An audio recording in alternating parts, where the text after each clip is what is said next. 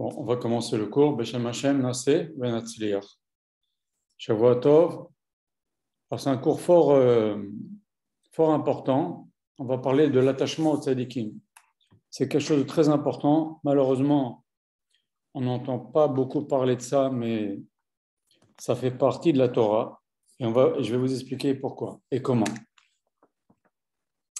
Je vais donc vous parler ce soir d'une partie d'enseignement que Rav Yoshua Pinto a écrit sur ce sujet-là. Il a écrit beaucoup sur ce sujet. Donc c'est pour ça que je dis une partie, bien entendu. Comme tous ces cours, c'est qu'une partie parce que le Rav a écrit presque 100 livres. Donc c'est difficile de tout mettre dans un cours, mais des petites touches comme ça. Voilà. Je rappelle comme à chaque cours que c'est avec la permission et les encouragements chaleureux du Rav et sa bracha que je donne ce cours en français, dans lequel j'explique ce qu'il écrit et ce qu'il dit dans ses cours. Je vous prie, s'il vous plaît, de veiller que les micros et les caméras soient fermés pendant tout le cours. À la fin du cours, si vous voulez, vous pourrez poser des questions. Si vous aimez le cours, n'hésitez pas à diffuser le lien au maximum. Voilà, je vais mettre le lien sur les différents groupes, le lien YouTube. Voilà, ce cours est dédié à la mémoire des grands-parents de mon épouse, Aaron Henri Amsalem Ben Aïcha, Loret Zareh Bat Rachel Lebet Amsalem, David Seraf Ben Shimon, Ananaïs Bat Rachel Lebet Seraf, pour aussi un voisin qui est décédé il n'y a pas longtemps, M. Roland Mordechai Soufia.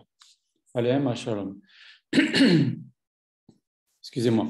Donc, je vais donc vous citer quelques enseignements du Rav Yoshua Pinto que j'ai puisés dans ses livres et dans ses cours pour faire profiter un petit peu de ce qu'il enseigne et ce qu'il se dit dans Shuvah Israël en fonction des livres du Rav, en fonction des cours du Rav et en français, parce qu'il y a beaucoup de gens qui ne savent pas lire l'hébreu, comprendre ce que le Rav écrit. Voilà. Donc, je voudrais mettre les choses au clair d'emblée, avec quelques préambules, parce que c'est important pour qu'il n'y ait pas de confusion. Voilà. L'objet de ce cours n'est pas du tout d'encourager les gens à s'attacher à Rav Yoshua Pinto particulièrement. Pas du tout. Attachez-vous au Rav qui vous plaît, au Rav avec lequel vous avez des affinités, au tzaddik, parce que là, attention, je ne vais pas parler de Rav, je vais parler de tzaddikim. Je me suis trompé, vous voyez. On va dire la différence, mais ce but n'est pas là pour vous dire attachez-vous à Rav Yoshua Pinto. Si vous êtes attaché avec tel tzaddik, à tel tzaddik, c'est très bien, c'est ce qu'il faut. Voilà. Chacun doit s'attacher au tzaddik avec lequel il a des affinités, avec lequel il a accès. Donc je vous disais, parce que les tzaddikim c'est difficile d'avoir accès à eux, ils sont très demandés, ils sont très sollicités. Voilà. Et il ne faut pas s'inquiéter. Souvent, on m'a posé la question, mais comment faire pour être attaché à tel tzaddik, etc. Je dis, il ne faut pas s'inquiéter. Si Akadosh Baruch Hu a prévu que ce tzaddik est important pour votre progression personnelle, ne vous inquiétez pas. Akadosh Baruch Hu vous aidera assurément pour vous approcher de ce tzaddik-là. Voilà. Donc, ce cours, en fait, il vient montrer en quoi l'attachement à un tzaddik, le tzaddik de votre choix, va complètement changer votre service à Kadosh Baruch Hu, votre façon de pratiquer la Torah. Et ça, c'est quelque chose qui est demandé par Kadosh Baruch Hu. Deuxième préambule, c'est que celui qui n'est pas attaché à un tzaddik ne fait pas un péché. Il n'y a pas de problème. Dommage pour lui. Kadosh Baruch Hu a dit, c'est comme quelqu'un, il passe à quelque chose d'important. Quelqu'un qui ne met pas les tefilines, ok, il ne fait pas un péché. Mais il rate une des 613 mitzvot. Eh bien, s'attacher au tzadikim, c'est marqué dans la Torah, il y a marqué Uldaf Kabo, tu te colleras à Kadosh Baruch Hu. Et sur ce, la Gemara demande mais comment s'attacher à Kadosh Baruch Hu qui est un feu dévorant? La Gemara répond tu t'attaches au Talmidei Chachamim. Quand tu t'attaches aux érudits en Torah, aux tzadikim, eh ben, tu t'attaches à Kadosh Baruch Hu. Évidemment, c'est ce qu'on va expliquer dans le cours. Quand on fréquente un tzaddik, on va apprendre beaucoup de choses pour mieux servir à Kadosh Baruch Hu. Donc, encore une fois, celui qui ne s'attache pas à un tzaddik, eh ben, il ne fait pas un péché. On peut faire, il a fait Torah, mitzvot, il n'y a pas de problème. Mais c'est comme un ascenseur. S'attacher avec un tzaddik, c'est comme un ascenseur. C'est comme une ambulance. Une ambulance sur l'autoroute. Il y a des fois des voitures qui sont collées derrière les ambulances parce que devant l'ambulance, il y a des motards pour faire de la place. Et Et derrière l'ambulance, il y a des mobylettes ou des petits scooters qui se collent derrière l'ambulance parce qu'ils arrivent à passer tous les embouteillages. Quand il y a l'ambulance qui arrive, tout le monde s'écarte. L'ambulance arrive et tout le monde qui sont les petits voyous là, qui sont collés derrière l'ambulance, eh ben, ils arrivent comme ça à passer tous les embouteillages. Ben, c'est exactement pareil le tzaddik. C'est comme un ascenseur. Ça nous permet d'éviter des embûches, ça nous permet de progresser beaucoup plus vite, beaucoup mieux. Sans parler qu'il y a des choses pour lesquelles, sans l'attachement au tzaddik, on passe complètement à côté. On va parler de tout ça. Voilà. Donc, encore une fois, je ne suis pas en train de dire que un type qui ne s'attache pas à un tzaddik rate son passage sur terre ou rate sa avodat Hashem. Il passe à côté de quelque chose qui pourra le faire progresser beaucoup plus vite. Voilà. C'est dit, il fallait le dire. D'accord ?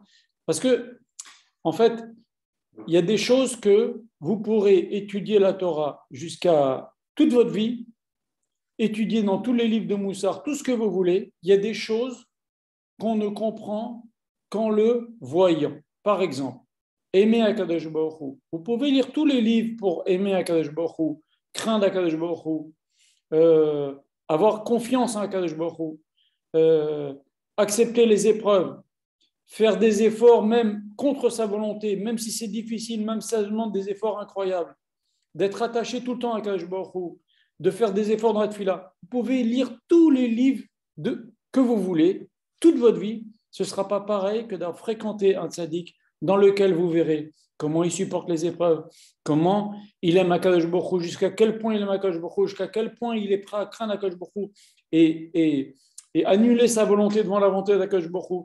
Il y a des livres, c'est une chose, mais le voir en vrai, c'est pas du tout pareil. Ok, comment un tzaddik, il a bitachon en Hachem, il vit avec Hachem, en permanence. Et ça, vous pouvez lire tous les livres que vous voulez. C'est pas pareil que quand vous vivez avec un tzaddik, vous fréquentez un tzaddik, vous lisez même des livres sur les tzaddikim. Ça peut vous donner un exemple.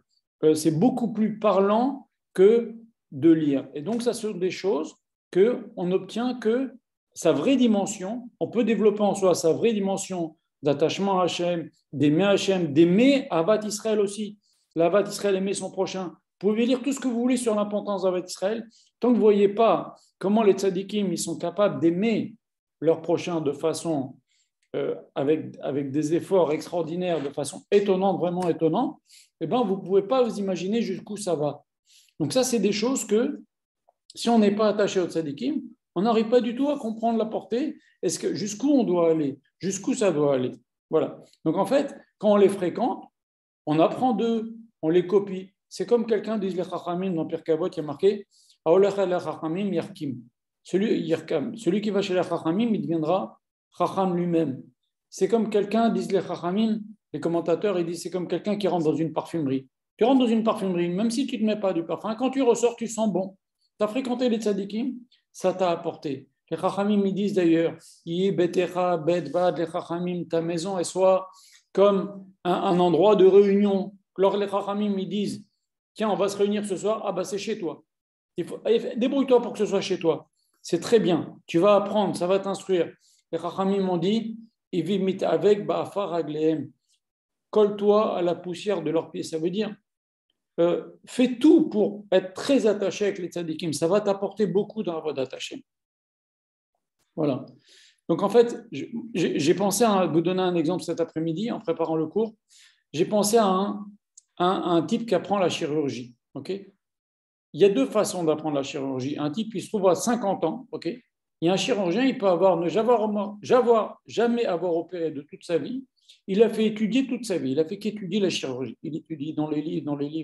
Okay, il se retrouve à 50 ans. Il n'a jamais fait une opération de sa vie. Okay, un autre, il a fait des études de chirurgie jusqu'à 30 ans.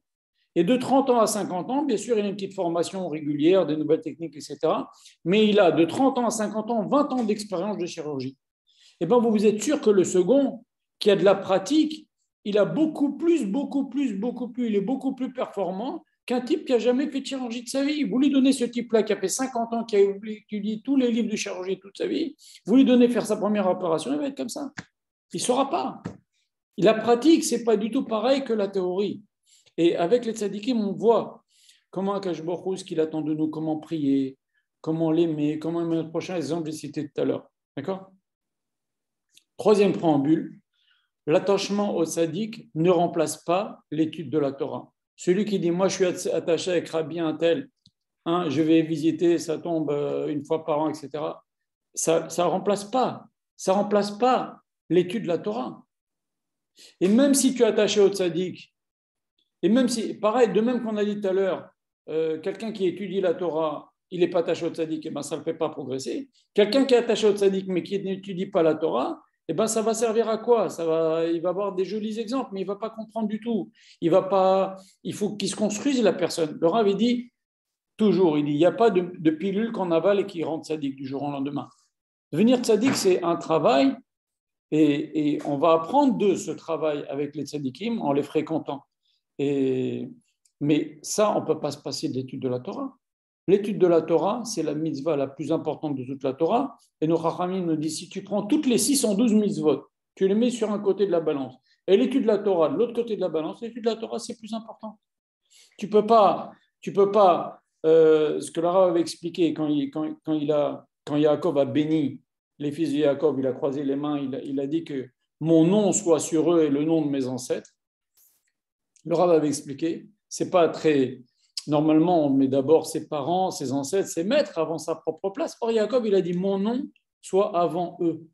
Mon nom soit sur ses enfants avant le nom de Yitzhak, mon père, et de Abraham, mon grand-père. Pourquoi? Parce que Yaakov représentait la Torah. Et Yitzhak représentait la Avoda, le service d'Hachem, et Abraham représentait le Chesed. Et il a dit que mon nom soit sur eux en premier, que la Torah soit sur eux en premier. Si il y a la Torah, tu sauras faire la Avoda, tu sauras prier, tu sauras faire les mitzvot. Si il y a l'étude de la Torah, tu sauras faire du Chesed. À qui faire du Chesed? Comment faire du Chesed? S'il n'y a pas de Torah, zéro. Il faut que la personne elle étudie la Torah. La fréquentation d'un tzaddik ne rend pas quitte de l'étude de la Torah. Un homme, il doit étudier la Torah. Et une femme n'a pas la mitzvah d'étudier la Torah, mais elle a à apprendre les choses qu'elle a à apprendre. Elle peut apprendre du moussar, elle peut apprendre de la halachot, elle peut apprendre du chumash, elle peut se renforcer aussi, même si elle n'a pas la mitzvah, mais elle peut se renforcer et prendre des forces. Donc l'attachement à un tzaddik, ça ne remplace pas du tout l'étude de la Torah, que les choses soient claires. Il faut étudier la Torah, ou sinon, ça sert à quoi cet attachement au tzaddik? Vous comprenez? C'est du blabla, c'est du vent. L'attachement au tzaddik va embellir votre Torah, va vous apprendre à la réaliser, la mettre en pratique. Mais il faut qu'il y ait de l'étude de la Torah derrière, évidemment. Voilà. L'attachement au tzaddikim, quatrième préambule, ce n'est pas une chose récente. Comme j'ai cité tout à l'heure les exemples de Pirkei Avot qui parlent de ça, attaché à la poussière de leurs pieds, que ta maison soit un membre dans des bouts des tzaddikim. La Mishnah dit aussi, Aselecha Rav, fais-toi un Rav et sors du Safek, sors du doute. Il n'y a pas plus grande joie que de sortir du doute. Quelqu'un qui a des questions, je ne sais pas comment on fait, etc., on va voir son Rav, le Rav y répond. La Torah, on ne peut pas servir à Kadosh Baruch Hu convenablement en s'appuyant sur ce que j'ai vu le rabbin de telle synagogue a fait, le rabbin de telle synagogue a fait, ma voisine elle fait, ma cousine elle fait, ma maman faisait, mon papa faisait. C'est pas comme ça. Tu dois apprendre et tu dois questionner ton Rav. Parce que malheureusement, une des malédictions de l'exil, nous dit la Gemara, c'est qu'il n'y a pas de halakha, de loi juive claire. Il y a une chose où les Chachamim sont tous d'accord, c'est qu'on n'est pas d'accord. Souvent, Rav Eiman est dit comme ça. C'est-à-dire qu'il y a dans chaque chose 1000 façons de faire. Il y a de façon comment on tient le verre de kidouche, qu'est-ce qu'on met comme vin, et comment on fait le birkat, et comment on fait la mida, et comment on fait. Il y a des halakhot dans tout, il y a des halakhot dans tout. Okay. Alors, puisqu'il y a tellement de marloquettes, c'est-à-dire de discussions sur des points de halakha, on va questionner son Rav, et son Rav va dire, pour ça, on suit ça. Pour ça, on fait comme ça. On fait comme ça. Et au moins, on a une voie. Celui qui a 10 Rav, ok? La Mishnah dit assez les Rav, un Rav. Celui qui a 10 Rav, eh ben, il suit 1000 chemins. Et il n'avance pas. C'est comme disent les Français, courir après 1000 lièvres. Celui qui a une voie, qu'il apprend auprès de son Rav, auprès d'un tzaddik, eh ben, il est sûr qu'il suit une voie, qu'il avance. Le type, il est éparpillé comme ça. Je lui celui-là, il a fait comme ça, celui-là, il a fait comme ça, celui-là, il a fait comme ça, celui-là, il a fait comme ça. Malheureusement, c'est très répandu et c'est vraiment pas ce que nos Chachamim demandent. Nos Chachamim disent assez lecha rav. Ou sinon, on est en plein dans On l'a fait vivre, cette malédiction de l'exil. Pourquoi? Parce que à cause de tous ces marloquettes, ces discussions halachiques, on ne sait plus quoi faire. Il y en a qui font comme ça, il y en a qui font comme ça, il y en a qui disent comme ça, c'est pas comme ça qu'il faut faire. Okay. Cinquième préambule. On ne peut pas se contenter d'être attaché à un tzaddik qui est mort. L'attachement au tzaddikim, c'est pour nous faire vivre au quotidien. On ne peut pas être attaché au tzaddik seulement par rapport à ses livres. Alors c'est vrai que Rabbi Yoel de Satmar, que le Rav cite souvent, que Rabbi Yoel de Satmar disait qu'un juif il doit avoir deux rabbanim. Un tzaddik auprès duquel il apprend, un tzaddik vivant, auprès duquel il apprend, auprès duquel il pose ses questions, auprès duquel il voit comment il faut servir à Kadosh Baruch Hu, et un tzaddik qui est déjà dans le ciel, auprès duquel il sent un attachement particulier, il étudie ses livres, il lui sert d'exemple, d'idéal, etc. Très bien, Rabbi Satmar lui-même, il disait, ce Rabbi Eskel Beshenova, je crois que c'était son rab sur terre, et le Khatam Sofer, qui avait vécu des siècles avant, c'était son rab dans le ciel. Très bien, mais on ne peut pas se contenter d'avoir seulement un rab dans le ciel. Moi, je suis attaché à tel rab qui est décidé il y a tant d'années. Mais on n'a jamais vu ça dans Israël. On n'a jamais vu ça dans Israël. C'est des choses nouvelles, mais ce n'est pas comme ça que ça se passe. Même quelqu'un qui tient, les élèves qui tiennent du Baal Shem Tov, okay, eh ben, ils ont leur rabbi, ils ont leur admour. On ne peut pas se contenter d'apprendre la Torah, d'attachement au tzaddik par rapport à ses livres seulement. Il faut avoir un rab sur terre, auprès duquel on apprend, un rab bien vivant, auprès duquel on apprend. C'est cette fréquentation de ce rab qui va nous faire progresser. Et même si le rab auquel on veut s'attacher, c'est le plus grand tzaddik de tous les temps, il a écrit des livres extraordinaires, il est d'un niveau exceptionnel. Ok, il n'y a pas de problème, mais ça ne suffit pas. Il faut avoir un rab. La Mishnah, elle dit assez les rab. La Mishnah, elle dit assez les rab. Fais-toi un rab. La Mishnah, elle ne dit pas attache-toi à un tzaddik qui est décédé depuis des siècles et contente-toi de ça. Non, non, c'est pas comme ça que nous disent nos chachamim de faire. Okay, un tzaddik vivant, il va enrichir nos enseignements, il connaît notre vie, il connaît notre nature, il peut nous guider au quotidien. Qu'est-ce qu'il peut faire, le rab, même si c'est le plus grand tzaddik qui a écrit des livres extraordinaires, d'un niveau extraordinaire? Qu'est-ce qu'il peut faire maintenant qu'il est décédé depuis 200 ou 300 ans? Vous comprenez? Donc, il doit s'attacher à un tzaddik qui est vivant. S'attacher à un tzaddik, ce n'est pas avoir un livre aussi non plus. Ça, c'est un truc que l'on voit malheureusement, c'est aussi une nouveauté récente, mais qu'on n'a jamais vu dans les générations précédentes. S'attacher à un tzaddik, ce n'est pas avoir un livre d'un tzaddik que l'on ouvre. Et tiens, je vais poser la question à tel rab. Même si c'était le plus grand tzaddik de la génération, il n'y a rien à dire, mais on ne peut pas s'adresser à un tzaddik qui est mort il y a quelques années en ouvrant ses livres. Ou sinon, montrez-moi où c'est marqué ça. Où est-ce qu'on a fait ça où c'est marqué dans la Gemara un truc pareil, où c'est marqué même dans la Charonim, Rishonim, où c'est marqué qu'on a le droit de faire ça, de prendre un livre d'un rav qui est décédé et dire je vais voir sa réponse. Je vais mettre une feuille de papier. Mais arrêtez, il faut arrêter. Où ça sort un truc pareil? Vous avez déjà vu Rav Israël faire ça? Le Chafetz Chaim faisait ça? Rav Kanievski fait ça? Rav Yosef fait ça? Qui fait ça? Où ça sort de faire ça? Ça n'existe pas un truc pareil. Alors moi maintenant, je vais prendre le livre du Chafetz Chaim, je vais ouvrir le livre du Chafetz Chaim, je parle avec le Chafetz Chaim, il me parle, j'ai son message. Je vais ouvrir le livre du Ramchal, le Ramchal me parle, mais c'est magnifique. Je vais ouvrir le livre d'Adam Arishon, Adam Arishon me parle. Mais où va-t-on? C'est n'importe quoi. C'est vraiment n'importe quoi. Il ne faut pas faire ça. En plus de ça, il faut savoir qu'il y a un interdit de la Torah, s'appelle Doresh el Ametim, d'aller parler avec les morts. Ça, ce n'est pas vraiment ça, mais d'une certaine façon, c'est ça. Je vais voir ce tel rabbi qui est niftar, avec tout le respect que j'ai pour lui, immense respect que j'ai pour lui, je vais essayer de parler avec lui, il va me parler, envoyer un message. Mais d'où ça sort un truc pareil? Montrez-moi où c'est marqué que nos chachamim ont fait ça une fois dans les 5 millions d'histoires juives, un truc pareil. Ok? Ça ne peut pas remplacer un rave. On ne peut pas poser des questions cruciales dans la vie, c'est vrai qu'elle aura la grâce, je suis au courant, etc. Mais c'est un truc exceptionnel que faisaient seulement les super tzadikim, seulement quand il y avait un cas de pikoach nefesh, et qu'il fallait une tahara extraordinaire, etc. Comme par exemple Rav Aryeh Levin, il y a eu 12 morts qui étaient pendant la guerre d'indépendance d'Israël, il y avait 12 morts, on ne reconnaissait pas les corps, malheureusement. Il fallait il fallait, ces femmes-là, de ces gens-là, ces juifs qui étaient morts, elles allaient devenir agounotes.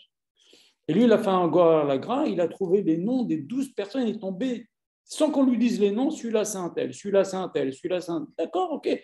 C'est rarissime, mais vous et moi, le tout un chacun, on ne peut pas s'amuser à parler avec un tzaddik qui est mort, etc. Et encore, il ne parlait même pas avec un... Le Goar la gras, on ne parle pas avec un tzaddik qui est mort. C'est quelque chose de très difficile, très délicat, pas simple. C'est pas tout le monde qui peut faire ça. C'est pas maintenant, allez, moi je vais prendre le livre de Natal Tzadik, je vais ouvrir, il va me donner sa réponse. Voilà, ça, c'est un préambule, il faut vraiment se le mettre en tête. Ok. Depuis des millénaires, on a un Rav, il est bien vivant, on s'attache à lui. C'est ainsi qu'on fait de Rabbanim, c'est ainsi qu'on fait dans la Torah depuis des générations et des générations, et pas cette chose nouvelle que je viens de citer qui n'a jamais existé. Ok. C'est pas comme ça. C'est pas comme ça. Ok. Voilà. Ensuite, cinquième préambule, c'est pas nous qui décidons qui est un tzaddik. Ok. Rav Yaakov Hillel, il a écrit un livre extraordinaire qui s'appelle La folie et la Kabbale. Je vous le conseille. Pourquoi? Parce qu'il y a beaucoup de gens qui disent kabbaliste, kabbaliste, kabbaliste. Ok. Il y a tous les jours il y a un gars qui dit je suis le Mashiach, il va venir comme ci, comme ça. Faut arrêter ça aussi, il faut arrêter parce que ça a semé le trouble. C'est comme ça que comment il s'appelle, Shabbatai Zvi est venu et qui a fait un balagan, un désordre total dans Israël. Rav Yaakov Hillel a donné un moyen simple pour savoir qui est un tzaddik et qui ne l'est pas. Très simple, à la portée de tout le monde. C'est simple, écoutez bien. Est-ce que ce sont les gens des peuples qui disent que cet homme est un tzaddik? Si c'est ça, il faut le fuir.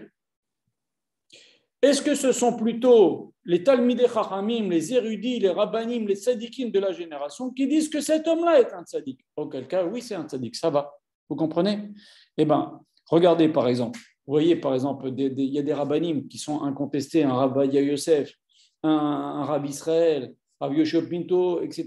Plein de rabbanim qui a dans la génération Rav Kanevski. Ce n'est pas les gens du peuple qui ont dit c'est un tzadik. C'est les Talmidei Chachamim qui ont dit c'est un érudit en Torah. C'est un Talmid Chacham et on peut lui faire confiance. Ce n'est pas les gens du peuple qui vont dire ah, celui-là, c'est un grand Mekoubal, c'est un grand Baba. Non, ce n'est pas comme ça qu'on fait les choses. C'est les tzadikim, les Chachamim, les érudits de la génération qui écrivent sur cette personne. On a vu ses livres, on l'a écouté, on l'a fréquenté, on sait où il a étudié, on a vu sa conduite. C'est un super tzadik. Ah, d'accord. Mais pas les gens du peuple qui disent allez, celui-là, c'est mon Rav, vous comprenez, celui-là, c'est Rav un tel, Rav un tel. Il faut arrêter, il y a beaucoup comme ça. On donne du crédit et de l'écho, une chambre de résonance, une caisse de résonance à des gens qui n'ont pas fait le cursus normal, qui n'ont pas fait leurs preuves et qui peuvent tromper les gens et les faire descendre. C'est des histoires malheureusement presque quotidiennes, toutes ces histoires-là. Alors il faut faire attention. Hein. En plus de ça, il faut savoir. Nos Chachamim disent dans le Zohar HaKadosh, sur le Pasuk, Yelul Chazarim Velo Picha, que d'autres viennent te dire ta louange, mais pas toi-même, tu vas dire la louange sur toi-même. Alors, sur ce, le Zohar HaKadosh dit, on ne connaît la valeur de quelqu'un que lorsqu'il parle en Torah. Alors, bien sûr, il y a quelqu'un qui peut faire piquer et faire écrire par quelqu'un d'autre un Dvar Torah et le dire, mais quand on voit les écrits de Rav Ovadia Yosef, de Rav Israël, de Kevod Arav, de Rav Kanevski, mais c'est de Rav Shmuel Auerbach, c'est des géants en Torah. C'est des géants en Torah. Là, il n'y a pas de doute. Ceux-là, on peut s'attacher. C'est des gens, on voit ce qu'ils valent, on voit, on voit ce qu'on appelle en hébreu le Hamal à Torah, la fatigue pour l'étude de la Torah, la Havat à Torah.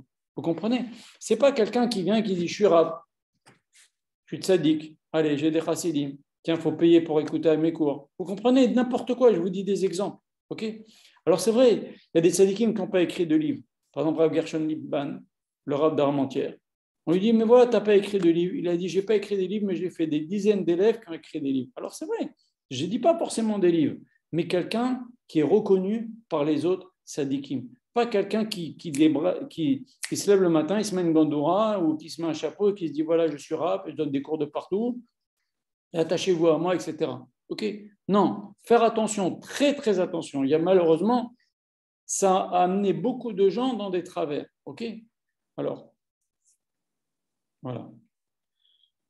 Regardez, par exemple, dans le groupe, j'ai mis une fois sur le... Je peux le remettre si vous voulez, mais dans le groupe, j'ai mis une vidéo de 7 minutes. Il y a presque tous les rabbinim de la génération, tous les grands de la génération qui disent le Rav Yoshua Pinto, le Rav Yoshua Pinto, etc. Vous comprenez? On peut dire la même chose sur Rav Kanievski ou sur Rav Yitzhak Yosef, vous comprenez, ou sur Rav Israël. Ça, c'est des gens que les tzadikim de la génération connaissent leur niveau. Comme ça, là, vous êtes tranquille. Vous ne vous aventurez pas.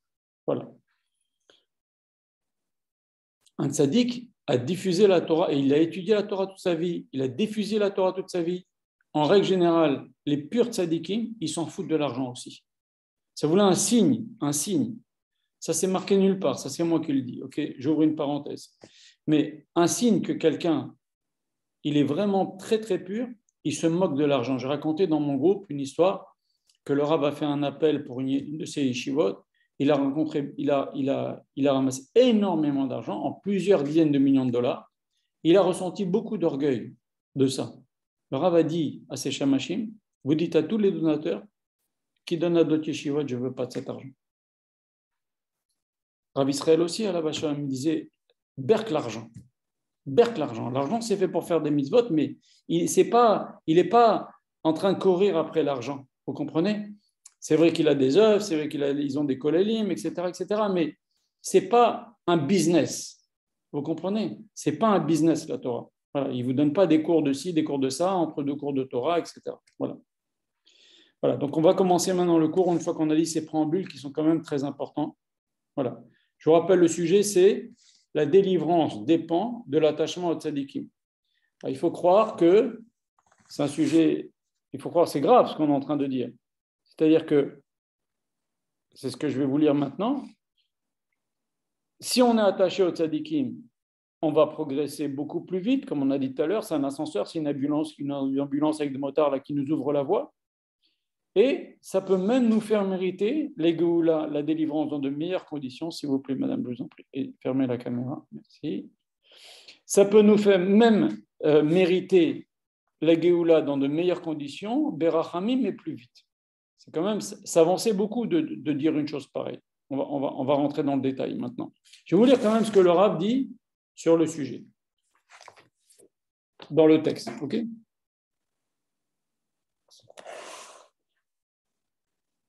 Il raconte le Rav l'histoire de son grand-père, une histoire de Rabbi Moshe Pinto, qui a raconté cette histoire. Il y avait un jour un homme qui s'est perdu dans la forêt, et cet homme-là, le soir arrivant, il entend des cris de bêtes sauvages, il a très très peur. Il se met en haut d'un arbre, il s'installe bien protégé, et il a tellement peur, il dit, je vais boire du vin, moi je vais dormir, je ne vais pas entendre ces cris qui me font peur. Il boit du vin, beaucoup de vin, il s'endort. Et il se dit, quand je vais me réveiller, ça va être le matin, je vais partir. Seulement, il a tellement bu, le vin était tellement fort qu'il a dormi jusqu'au soir suivant. Et le soir suivant, encore une fois les cris, encore une fois la peur. Il dit, maintenant, qu'est-ce que je vais faire? Je vais rester encore une nuit avec peur, je rebois. Et encore, ainsi de suite, ainsi de suite. Finalement, quand est-ce qu'il va sortir de la forêt? Il a dit, c'est exactement la même chose. Le Rav a dit, en citant cette histoire, qu'en vérité, il y a des occasions que Mashiach se dévoile, qu'on ait la délivrance, souvent. Pas très souvent, mais en tous les cas, il y en a eu.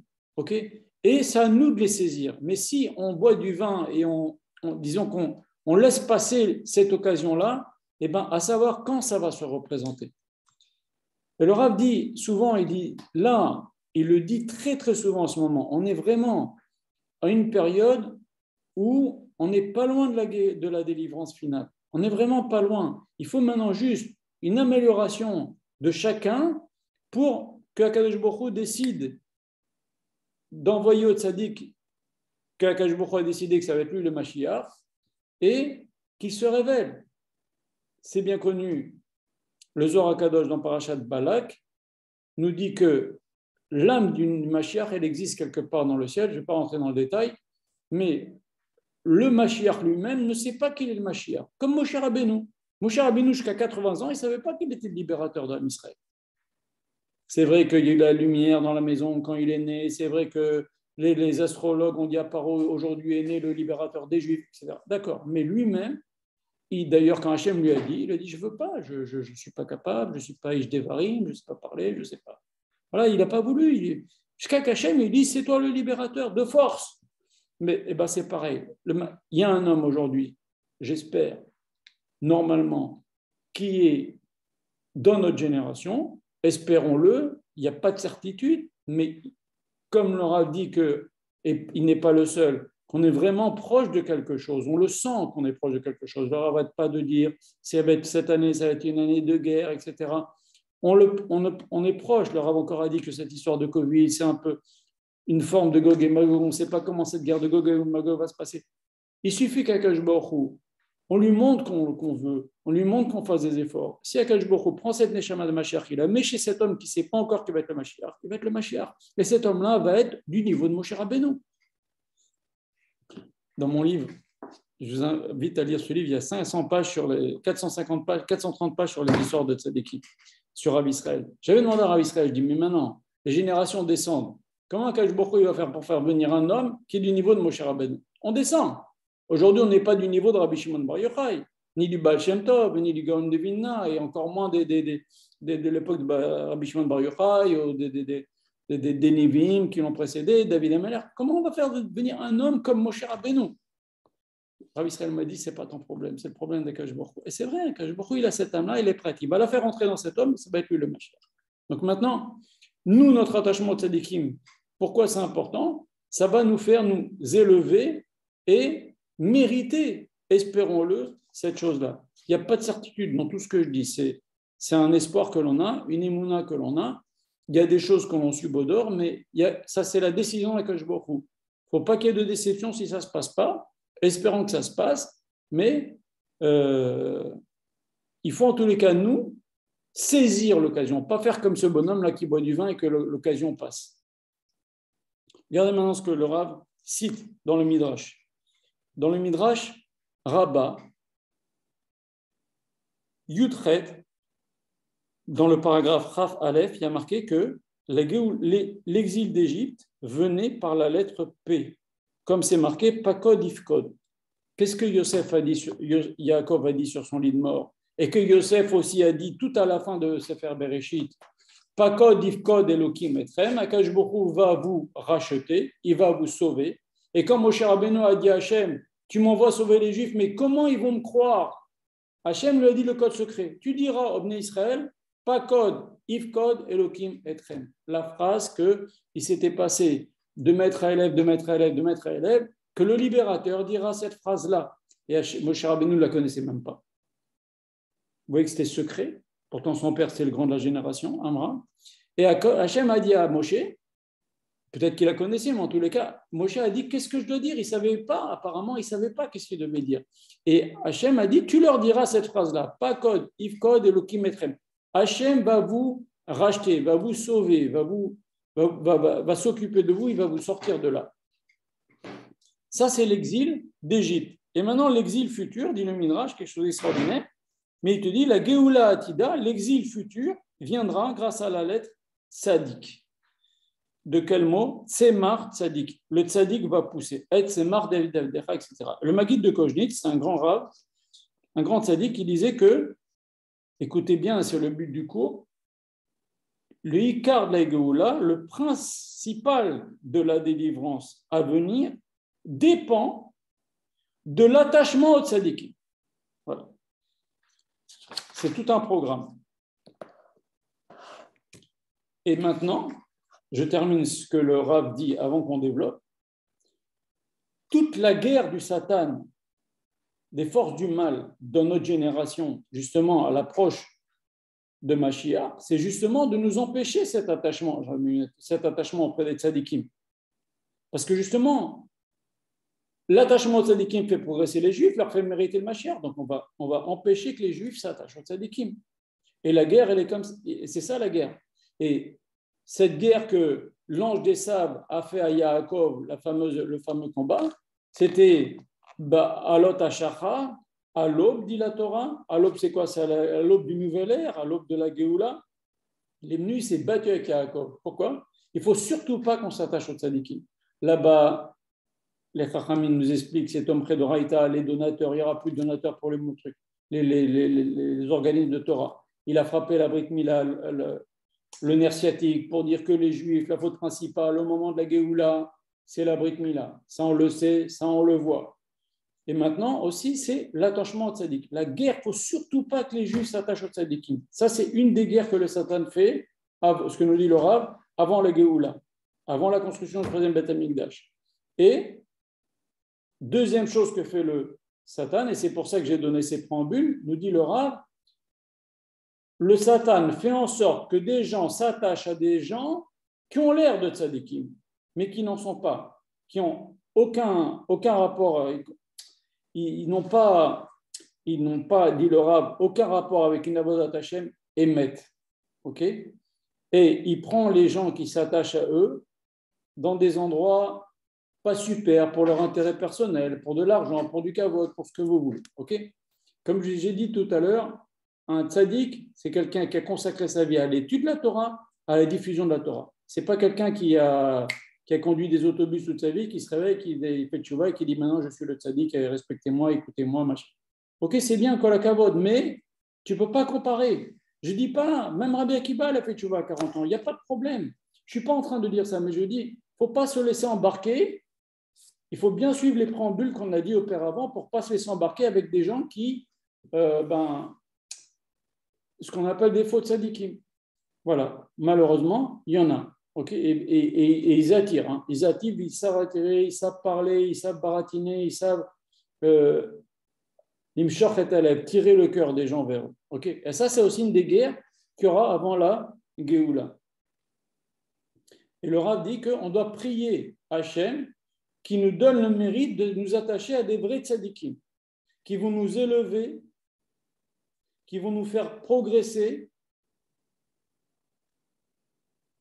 Et de même que l'exil en Égypte dépendait de ce pakod ifkod, Hachem va vous libérer. La Geoula Acharona, la Geoula qui va venir, va dépendre de l'attachement au tzaddik, comme on l'a dit tout à l'heure. Et le Rav nous dit que les tzadikim, ce n'est pas lui qui le dit, c'est la Gemara, mais il cite la Gemara qui nous dit que les tzadikim, c'est comme les ailes. Un oiseau sans ailes, il ne vaut rien. Le premier chat qui va venir va le manger.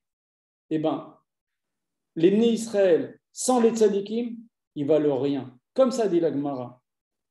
Car Israël, les Bnei Israël, ils ont besoin des ailes pour se lever, ce sont les tzadikim. Alors aussi, les ailes, c'est la Hava, la Hira, il faut un équilibre entre Am Hashem et Hashem. Il y a plein à dire sur cette Gemara, mais le pshat, le sens simple, c'est les tzadikim sont là pour justement, c'est comme les ailes. On est l'oiseau, nous, ok? Et si on n'a pas d'ailes, comment on va? Comment on va progresser? Comment on va monter? C'est tout ce que j'ai dit au début tout à l'heure. Que des choses qu'on ne peut pas comprendre sans un attachement auprès des tzadikim. Et donc,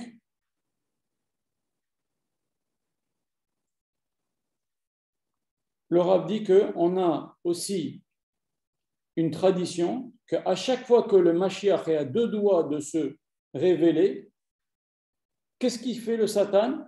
Il fait des disputes entre les vrais tzadikim. Et qu'est-ce que ça fait? Qu'est-ce qu'il gagne là-dedans? Il gagne que les gens ne vont pas s'attacher à ces tzadikim-là. Je ne vais pas m'attacher à ce tzadik, il fait une grosse histoire, il fait une grosse bagarre avec un autre tzadik.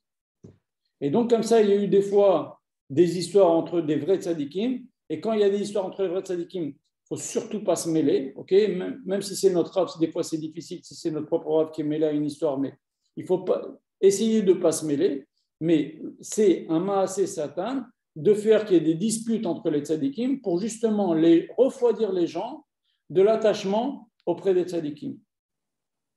Et la Gemara le dit, on sort par Asat Sota dans les simanim, les signes qu'il y aura avant les Geoula, il nous dit Chochmat Sofrim Israch. La sagesse des sages, ça va être quelque chose de dégoûtant pour les gens. Ah, les religieux, ah, les rabbanim, ah, ils pensent qu'à eux, ah, ils se moquent, ils parlent mal. Combien on parle mal sur le rabbanim? Une fois, je me rappelle, j'ai écouté la radio, ils ont parlé, au lieu de dire Rav Yosef, ils disaient Monsieur Yosef. Rav Yosef, il dit Monsieur Yosef.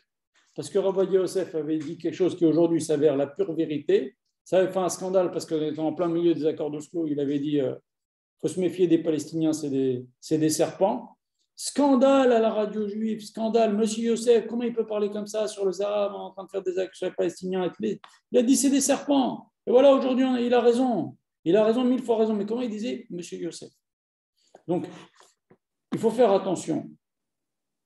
Le Satan, il s'arrange pour qu'il y ait des faux tzadikim, des gens qui critiquent les tzadikim, même des disputes entre les vrais tzadikim, pour que surtout on ne s'attache pas aux tzadikim. Et c'est ça que dit la Gemara. Chochmat sofrim misrach. Ça va être dégoûtant pour les gens, les tzadikim, les rabbanim. Ils pensent qu'à eux. Bon, enfin, on ne va pas rentrer là-dedans. Voilà. Donc ça, c'est pour l'introduction, ce que le Rav a écrit dans son dernier livre. Shifri Kamaim Liber, vous pouvez le retrouver à la page Resh Yud. Excusez-moi. Resh Yud Gimel. Voilà. Donc maintenant, est-ce que vous avez des questions sur ce qu'on a dit jusqu'à maintenant? Après, on va passer sur le cours proprement dit. C'était plutôt une mise en... Et je crois qu'il y a plusieurs cours à donner sur le sujet. Alors, est-ce que vous avez des questions? Si vous avez des questions, vous ouvrez les micros, s'il vous plaît, vous posez vos questions. Et je vais essayer de répondre bien avec plaisir. Je n'ai pas de questions, Eliaou, mais c'est une très, très bonne introduction, je trouve. Merci. Franchement, c'est pas mal, c'est bien. Hein, parce que ce que tu dis, c'est vrai que... Par contre, il y a un truc, ce n'est pas une question, mais cette façon de... Ton introduction, je trouve que c'est un avertissement que tu donnes à certaines personnes qui pourraient rentrer dans ce que tu expliquais concernant les rabbanim ou les raves. Oui. Parce que ça veut dire quoi? Ça veut dire qu'aujourd'hui, c'est ce que tu constates, c'est ce que tu vois, mais ça a toujours c'est ce que tu entends. été, Marco, ça a toujours été, si tu veux. Je vais t'expliquer. Il y a des gens sur lesquels il n'y a pas de discussion. C'est des géants en Torah. Okay? Ils sont là. Pourquoi aller? Et ils ont fait toute leur vie que d'enseigner la Torah avec des efforts, comment on dit en hébreu, Messirut Nefesh, ça veut dire ils ont fait des sacrifices, pour enseigner la Torah, pour apprendre la Torah. Ils ont dédié leur vie à la Torah. Il y en a plein dans la génération, grâce à Dieu. Il y en a plein. Alors pourquoi s'attacher à un rave qui vient de sortir d'une boîte comment on appelle ça, de boîte surprise, pochette surprise, et il y en a même qui ont des dons miraculeux. Et oui, pourquoi pas? Mais des fois, les forces du mal, elles s'attachent à ces gens-là.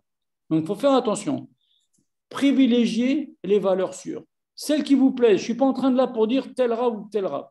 Mais là où vous vous sentez bien, mais que ce soit une valeur sûre. Vous voyez, il y a des valeurs sûres dans la génération. Attachez-vous à une valeur sûre. Et pas quelqu'un qui vient de naître. Parce que même si c'est quelqu'un de bien, même si c'est quelqu'un de très très bien, qui est propre, il n'a peut-être pas les épaules suffisamment larges pour diriger, pour nous élever, pour nous faire grandir. C'est très bien, il étudie la Torah, c'est très bien, il donne des cours de Torah, c'est très bien, il encourage les gens, il n'y a pas de problème, mais il est dans son début de son chemin. Ce n'est pas quelqu'un comme ça qui va te faire... Il va te faire progresser, mais moins que quelqu'un qui a une tradition de maître à élève, comme le Rav famille Pinto, famille Abou Hatzira.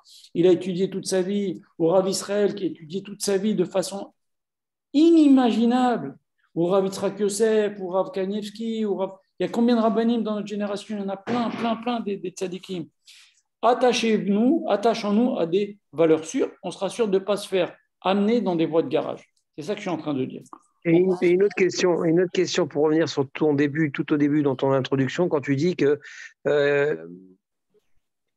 on n'a pas à demander à des raves qui sont plus là, qui sont plus sur terre aujourd'hui, certaines choses, ou leur parler, ou ouvrir un livre et leur demander.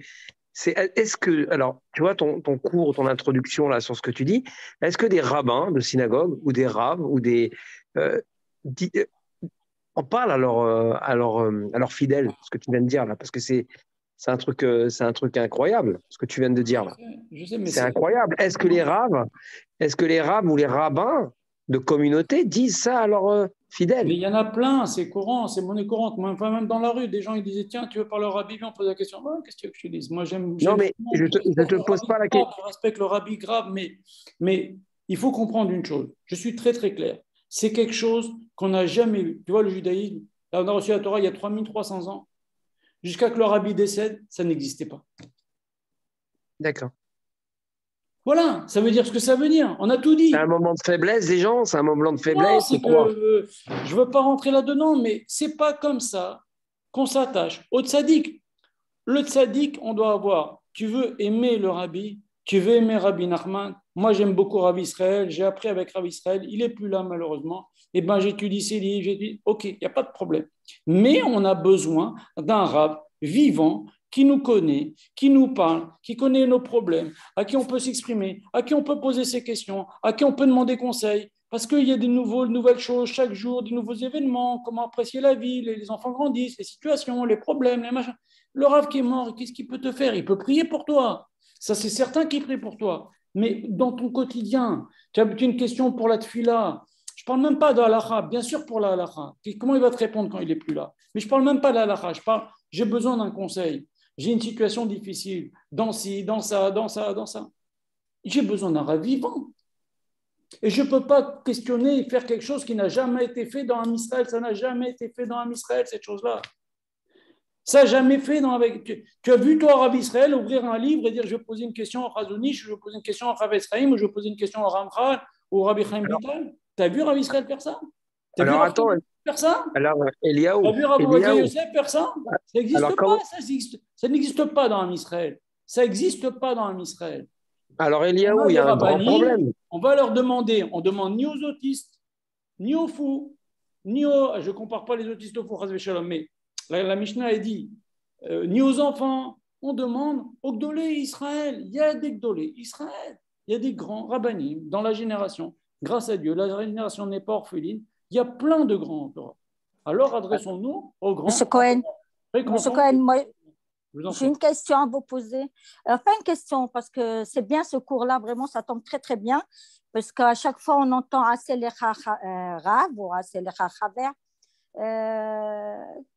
Bien sûr, une femme, elle peut s'attacher au rab de son mari.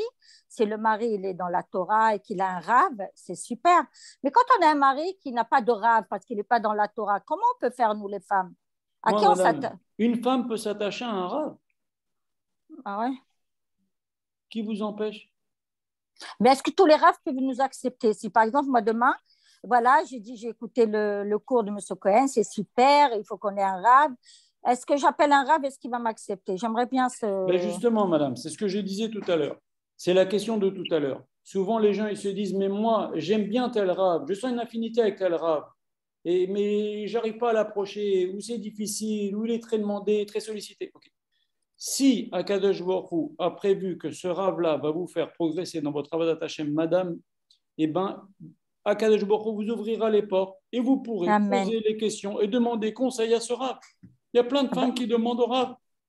Elle passe D'accord, par amen. moi, elle passe par d'autres personnes qui sont dans Chouva Israël, par Ronit, etc. Mais Mais vous, moi, je ne dis pas encore une fois de s'attacher au Rav Pinto. Si votre Rav, non, c'est Rav Yitzhak Yosef ou Rav Kanievski, il y a des façons d'avoir accès à Rav Yitzhak Yosef, Rav Kanievski, Rav qui vous voulez, Rav Yaakov Hillel, il y a des Gdolé Israël, il y en a plein grâce à Dieu des grands. Il y a des façons d'avoir un lien avec ce tzaddik. Vous comprenez? d'accord. Donc il faut faire Une une dernière prière, quoi. Eliaou, Pardon? Il faut faire une Une dernière. prière. Il faut prier et il faut essayer. Il faut tenter. Mais Oui, bien sûr, une bien femme, sûr. elle peut très bien avoir un rab. Moi, je peux vous dire, cher Parce que Rav moi, Israël, madame, cher Rav Israël, j'ai reçu cher Rav Israël pendant 5 ans, 3 fois par semaine. Je vous garantis, madame, que 80% c'était des femmes qui venaient. ah oui, oui, moi, la première, quand j'avais Rabbi Israël à Sarcelles, il était Voilà. accessible à tout le monde. Mais Voilà. aujourd'hui, on n'a pas le mérite d'avoir Voilà. Mais des c'est pour vous rabbins dire, comme ça. une femme aussi, elle a besoin d'un rab, que son Oui, mari. je sais. Alors attention, attention, attention aussi. Le rab, c'est une chose, il vous donne la halakha, mais le cours que je donne, c'est s'attacher à un tzaddik qui va nous faire monter dans la voie d'attacher. Il donne aussi la halakha. OK? Mais vous allez voir dans le cours que je vais développer, il y a une nuance. À quoi ça ressemble? Le Rav a dit dans un de ses livres, à quoi ça ressemble? Mais je m'adresse à tout le monde. Il y a quelqu'un qui est en train de se noyer, ok? Chas v'shalom. le Rav, qu'est-ce qu'il fait? Il vient, il lui dit, tu fais comme ça, tu fais comme ça, tu bouges les pieds, tu fais comme ça. Et ce qu'il a appris, il le dit. Ça, c'est un Rav. Okay, un tzaddik, ce n'est pas pareil. Un tzaddik, il plonge et il sort la personne. C'est un maître nageur, il le sauve. Vous comprenez? Il ne se contente pas de dire aux gens ce qu'il doit faire. Il mouille sa chemise. Il vit avec son élève. Ah, d'accord. Il vit avec son élève. Et on doit arriver avec ça. Même une femme, elle peut arriver. Il y avait des femmes, elles venaient chez Rav Israël 2 fois par semaine. Mais chaque petite chose est demandée au Rav. Elle pouvait par téléphone, elle pouvait en venant. On peut. Madame, vous pouvez. Si c'est pour vous, vous pouvez. Je vais raconter une petite histoire. Est-ce qu'il y a d'autres questions? Parce que après, il faut couper les micros, c'est mieux. Est-ce qu'il y a d'autres questions? Hein? Allô? Fermez les micros, s'il vous plaît, madame. Voilà. Tout le monde a fermé les micros, on va continuer. Je vais raconter une petite histoire pour que, aussi, ce qui est important aussi au niveau de la halakha, c'est que quand dans la famille, le mari a un rave et la femme a un autre rave, alors là, c'est une source de problème pas possible. Il ne faut pas rentrer là-dedans. Okay? Il faut que, si une femme elle a besoin de conseils dans votre Hashem, d'être montée, d'être conseillée, d'avis, elle peut avoir un rave, mais l'idéal est que les deux aient le même rave. En tous les cas, au niveau de la halakha, il faut que le mari et la femme se mettent d'accord. Dans la halakha, on a un rave dans la famille. Ok? Il faut qu'ils se mettent d'accord. On ne peut pas. La femme dit, moi, mon rave a dit, c'est comme ça qu'on fait. Et le mari dit, moi, mon rave a dit, c'est mon point. On ne peut pas s'en sortir. Il ne faut pas faire comme ça. D'abord, okay? D'abord, dans la maison, le rave, c'est le mari. Et la femme, elle peut avoir un rave pour la faire progresser, comme j'ai dit tout à l'heure, pour la conseiller, etc. Mais, ou même pour lui donner des conseils de l'halakha, etc. Mais si il ne faut pas qu'on rentre, on arrive à la situation que je vous expliquais tout à l'heure, avec le mari qui dit « Ah, mon rave, il a dit qu'il faut faire comme ça, dans ce cas-là, je ne sais pas, pour telle cache-route, ou pour telle école, ou pour telle histoire de je ne sais pas quoi. Ah non, maman, la femme, elle dit « Moi, mon rave a dit comme ça. Et il est plus grand que le tien. Ah non, il est plus grand que le tien. » Non, ce n'est pas comme ça. Ce n'est pas du tout ce que je veux dire. C'est pas du tout ce que je veux dire. Okay? Voilà, faire attention à ça. OK? Mais une femme, elle peut très bien avoir un rave et s'attacher à un rave et prendre les conseils d'un rave. Il y a des rabbinim qui ne reçoivent pas les femmes, comme par exemple Rabbi Yoshua Pinto, ou Rabbi Yekuti al Abou-Khatsera, ou Rabbi David Abou-Khatsera. Eh bien, on demande par leur shamash. Combien de ces shamashim ils sont sollicités par des femmes? Il n'y a pas de problème. Trouvez votre rave et faites tout alpi votre rave. Et un gadol. C'est ça que je suis en train de dire. Ça va vous faire progresser comme un ascenseur. Comprenez? Voilà. Je vais continuer le cours, s'il vous plaît, vérifiez que chacun a coupé les micros. Mais juste pour vous répondre quelque peu à cette interrogation-là. Yaou, une dernière chose, et j'arrête, je ne veux pas t'interrompre. Une dernière chose. Comment tu expliques la grande communauté Lubavitch mondiale, comment elle est assidue au Rav qui est parti et qui est vraiment, qui est toujours sur ses directives? Comment tu expliques ça par rapport à ce que tu nous expliques? Je peux pas parler sur les gens, ce qu'ils font pas, ce truc. Moi, je vous dis ce que... Non, je te demande pas de parler sur les gens, parce que c'est pas la question. Je te dis juste une chose. Une explication par rapport à ce que tu me dis, par rapport à ce que tu dis et par rapport à ce qu'on peut voir. Et après, je te laisse continuer ton cours. Écoute, dans ta question, il y a la réponse. Je sais qu'il y a ma réponse, mais moi, je veux ta réponse. Mais si tu as écouté, parce que tu es quelqu'un qui est plus assidu. Jusqu'à maintenant, il y a la réponse aussi. Bon, d'accord, ok, je voulais l'entendre. C'est-à-dire que c'est quelque chose qu'on n'a jamais vu dans un Israël jusqu'à il y a 20 ans ou 25 ans que le rabbi est niftar. Et une dernière chose, et je te jure, attention, prier sur la tombe des tzadikim, je ne parle pas de ça. Je parle d'aller demander la question à un tzadik qui est niftar, en mettant un papier dans un livre, en ouvrant, et le tzadik qui m'a répondu. Mais on n'a jamais vu ça dans un Israël depuis 3300 et quelques années que la Torah a été donnée. Ça fait 25 ans que cette histoire elle a été inventée. D'où ça sort? Mais si c'était quelque chose de bien à faire, nos rabbanim en Afrique du Nord ou en Europe de l'Est, ou les Rishonim, le Gaon de Vilna, le Baal Shem Tov, le Harizal, nos rabbanim nous auraient dit de faire comme ça. Tu as une question, le Harizal, il aurait dû marquer dans ses livres. Tu as une question, ou le livre un livre sur Moreh Nevuchim de Rambam, tu as la réponse du Rambam, ou le livre de tel rab. je sais pas, du Balarokar, hop, tu as la réponse du Balarokar. Mais où on va comme ça? Du Rambam, hop, tu as la réponse du Rambam. Mais où on va comme ça? Ils l'ont jamais écrit, c'est marqué nulle part. Zéro. Voilà, c'est tout. Et c'est pas comme ça qu'on fait. C'est pas comme ça qu'on fait dans un Israël. C'est pas comme ça qu'on fait dans un Israël. Trouvez-moi un seul livre où c'est marqué qu'on fait comme ça, un livre qui est daté d'avant la ptira du rabbi. Alors, je ne veux pas parler de ça, mais je veux juste dire que ce n'est pas comme ça qu'on fait dans un Israël. Maintenant, ils veulent faire. Moi, je ne suis pas pour les... qu'est-ce que vous voulez faire? Chacun fait comme lui. Moi, je vous dis comment il faut faire. Okay. Super, comme super, comme on a reçu depuis 3300 ans la Torah, on n'a jamais fait ça. Moi, c'est un fait.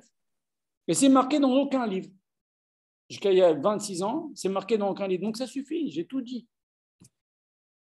OK? Voilà. Vous fermez les micros, s'il vous plaît, on va continuer le cours. Ce cours-là aussi, un autre préambule, ne vient pas remplacer ni le cours que j'ai donné sur le kavod que l'on doit à son rav. Il y a un cours sur YouTube, sur ma chaîne YouTube, où il y a le cours où on parle sur le kavod que l'on doit à son rav. Ce n'est pas l'objet du cours. L'objet du cours, c'est comment l'attachement au tzadiki, comment ça se passe l'attachement avec un tzadik, et qu'est-ce que ça va nous apporter, quelle importance ça a pour notre avodat Hashem, pour notre tikkun, pour notre passage sur terre, etc. C'est ça l'objet du cours. Ceci dit, pour répondre à la question de madame, qui a posé la question comment je fais pour m'attacher à ce tzaddik, et qu'est-ce qu'il va me recevoir, etc. Je vais raconter une seule histoire que j'ai dit dans ce cours sur le kavod du tzaddik. L'histoire entre Rabbi Yochanan et Resh Lakish. Rabbi Yochanan, il a fait faire tchouva à Resh Lakish. Je vous la fais entrer dans le résumé. Okay. Resh Lakish était le roi des brigands. Rabbi Yochanan, il a fait faire tchouva à Resh Lakish. Il lui a donné sa sœur en mariage. Resh Lakish a eu des enfants avec la sœur de Rabbi Yochanan. Un jour, ils discutent. Rabbi Yochanan, la Gemara nous raconte que Rabbi Yochanan dit à Resh Lakish, à partir de quel moment, tiens, ça c'est une épée, à partir de quel moment une épée, quand elle tue un soldat, qui tue un autre soldat, à partir de quel moment l'impureté se transmet? Toi qui étais un brigand, tu dois savoir.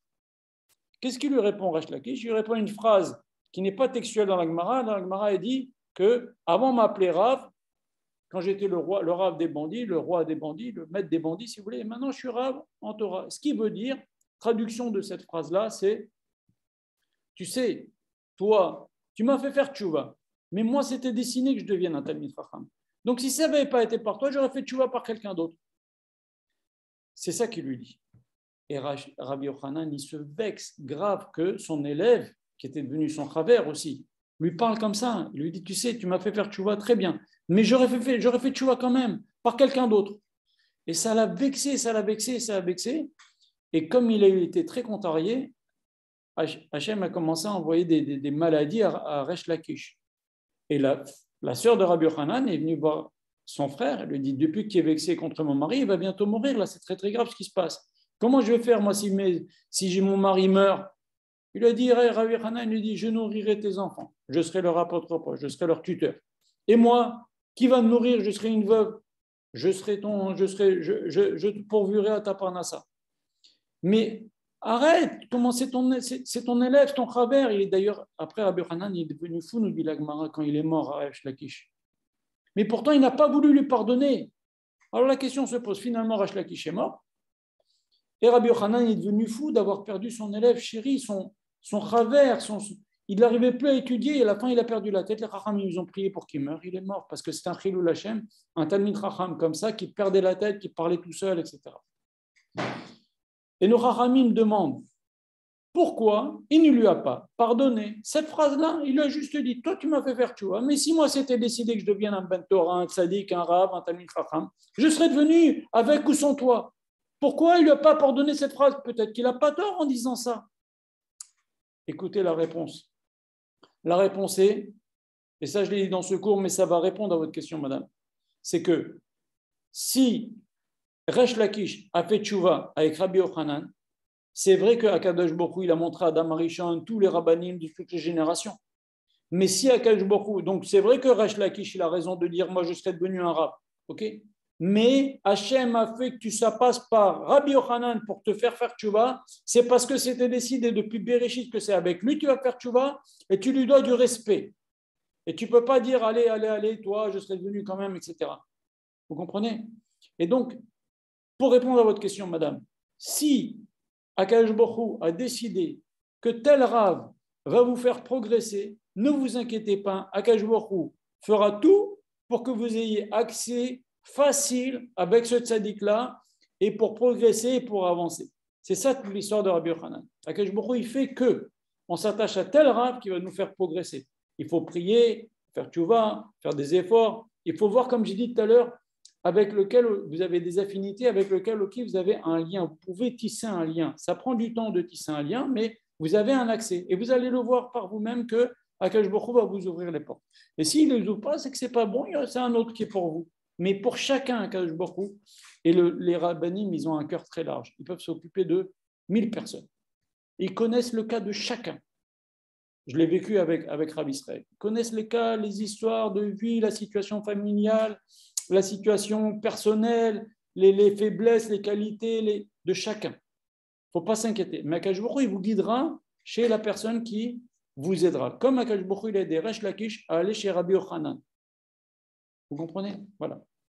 Donc, cette parenthèse étant fermée, on va continuer le cours. Pour apprendre du tzaddik, il faut ce qu'on appelle le bitoul, c'est-à-dire s'annuler. Une fois qu'on a dit ce rave-là, c'est mon rave, on sent que ce rave-là, il va nous faire progresser, on a décidé, c'est lui mon rave, c'est lui le tzaddik auquel je vais m'attacher. Et encore une fois, le rave et le tzaddik, ce n'est pas pareil. Un rave, il va vous dire froidement, mouta, assour, c'est bien, c'est mal, fais ci, fais pas ça, c'est une chose. Le tzaddik, il va mouiller la chemise pour vous, il va se mettre en 10 pour vous. Et ce n'est pas du tout pareil. Il va vivre avec vous. Il va vous lui raconter votre vie, il va vous raconter sa vie. Vous comprenez, ce n'est pas pareil du tout. Ce que le Rav souvent il dit, il y a Dat Torah et Emunat Rachamim. Dat Torah, c'est permis, interdit, c'est bien, c'est mal, il faut faire, il ne faut pas faire. C'est ça qu'on fait, ok. Emunat Rachamim, c'est, même si le Rav me dit de me jeter du 10e étage, je me jette.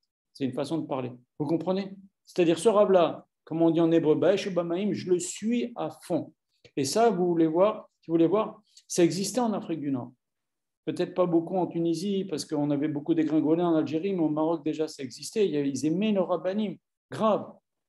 En Europe de l'Est, chez les Hasidim, ça existait beaucoup. Et ça existe encore. Okay, chez Ashkenazim, ça existe aussi.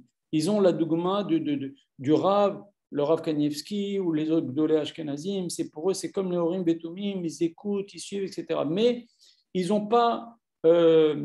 c'est difficile aussi parce qu'ils n'ont pas, si vous voulez, ce lien qui est...